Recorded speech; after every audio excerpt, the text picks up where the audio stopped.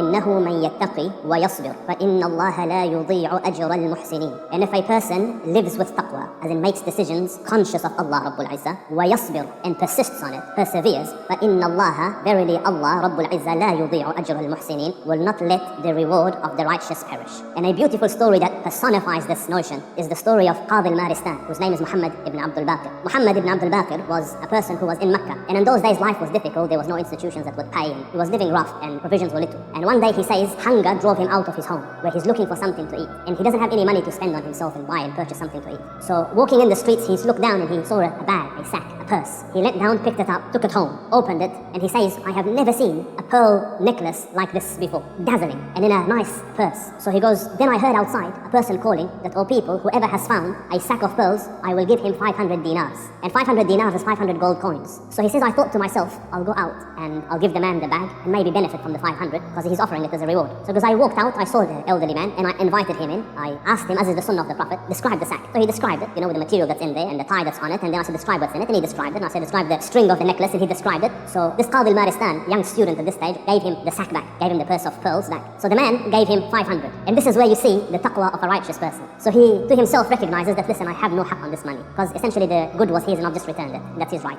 So he said, no, I don't want it. Because the man insisted, listen, I give it out of my free will. And the sheikh said, no, I can't take it. So the elderly man went, and time passed, and this Muhammad traveled from Mecca to another land in search of knowledge and teaching. And he says, I boarded a boat to cross the sea, and the boat shattered, a storm came, it broke, everyone drowned, and all their wealth and stuff drowned with it. I just held on to a plank and kind of was being tossed and turned by the waves, and eventually it landed ashore. And when it landed ashore, I dragged myself up and I walked inland, and I found the masjid and I sat in the masjid. And sitting there, again, a righteous individual, he's busy and probably reading Quran, and the local people, time for salah comes, and they come and they look at him, and alhamdulillah, the sign of piety and deen is on him. So they go, can you lead the salah? So he goes, I moved forward and I led the salah. So they liked my voice and they liked that he could read. So people gathered around me, can you teach us the Quran and be our imam? So he goes, I obliged, because my situation is dire. And from this, Allah Rabbul Izzah sent some provision my way. People would pay, and there was a stipend assigned to him for the imamate probably, and he continued like this. So because I stayed there some time, and then I found in the side of the masjid some parchment, some writings of Quran. So I looked at it and I started to read it, and they saw that I can read. So they go, you can read and write? He goes, yes, I can read and write. So he goes, they brought their kids and enrolled them with me, and they increased my pay, and they said, listen, we can't let you leave this place, you have to stay here, and you have to teach our kids. And because you're staying here, you're a young man, you need to get married. We have a young orphan girl here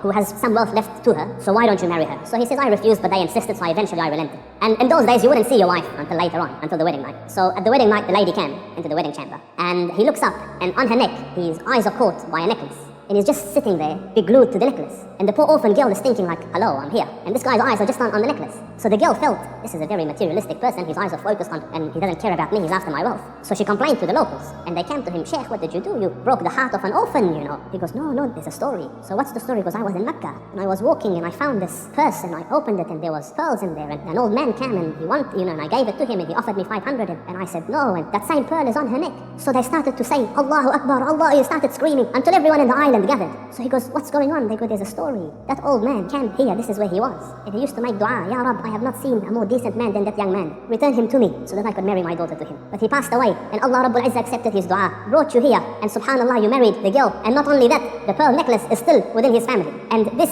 is the verse of Allah Rabbul Izzah, that if you live Allah conscious and persevere, He did the difficult days, but then Allah will recompense. Your reward will not perish. It will come. Just be patient, persevere, bear the difficulty, wait a little bit longer. It's darkest just before Fajr time. May Allah Rabbul Izzah grant you the capacity to bear difficulty in the path of Allah Rabbul Izzah, and may Allah grant you ease and comfort.